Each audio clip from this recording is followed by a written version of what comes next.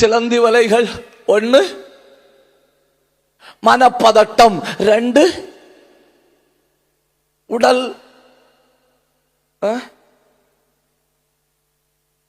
ஊனம் என்கிற வார்த்தை நம்ம பயன்படுத்தக்கூடாது இல்லையா? அதுக்கு பதில் என்ன சொல்லணும்? சரி, அப்படியே இருக்கட்டும். 3வது ஸ்பைடர் நெட். 3 நான் சொல்லவே இல்லை.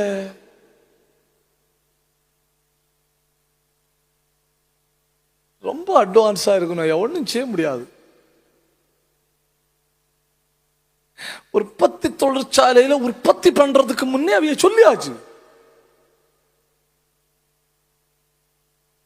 3வது ஸ்பைடர் நெட் தனிமை. புலம்பிட்டே நடப்பணும். ஒரு பேசுறது ஈஸியா பேசலாம் பாஸ்டர், எனக்கு யாரும் இல்லை, எனக்கு யாரும் இல்லை, எனக்கும் யாரும் இல்லை. எனக்கு யாராவது ஒன்று பிரசங்கம் பண்ணும்போது ஒவ்வொரு பிரசங்கம் ஒரு சிலுவை. அப்போ ஒவ்வொரு பிரசங்கம் ஒரு சிலுவைன்னா எனக்கு வலது பக்கத்துல ஒரு ஆள் இருக்கணும் இல்லையா, இடது பக்கத்துல ஒரு ஆள் இருக்கணும் இல்லையா? இயேசு கிறிஸ்து சிலுவையில் அறையப்பட்டப்போ 2 பேர் சொல்லுங்க. ஆனா இங்க பாருங்க, நான் தனியா தானே மாட்டிருக்கேன். இந்த பக்கத்துல யாரா உதவுறாங்களா? இல்ல. இந்த பக்கத்துல யாரா உதவுறாங்களா? இல்ல.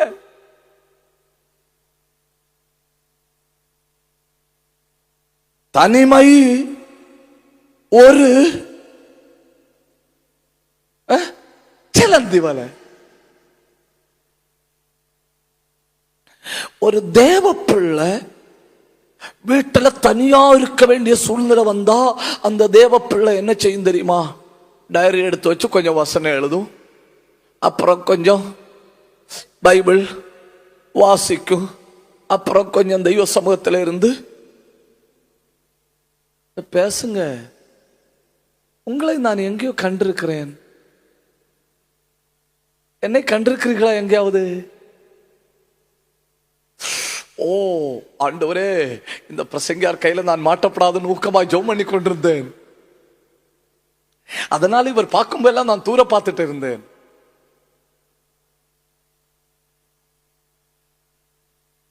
தப்புதான், உங்கள்கிட்ட சொல்றது தப்புதான். ஒரு தேவ பிள்ளை தனிமையா ஒரு இடத்துல அகப்படுத்துற தேவ பிள்ளை என்ன பண்ண தெரியுமா? டைரி எடுத்து எழுதும், பைபிள் எடுத்து வாசிக்கும், முழங்கால நிற்கும். அதே நேரத்தில் ஒரு வாலிபனை கையில இன்டர்நெட் எல்லாம் கொடுத்து இன்னைக்கு சாப்பாடும் கிடையாது, ஒண்ணும் கிடையாது, வீட்டுல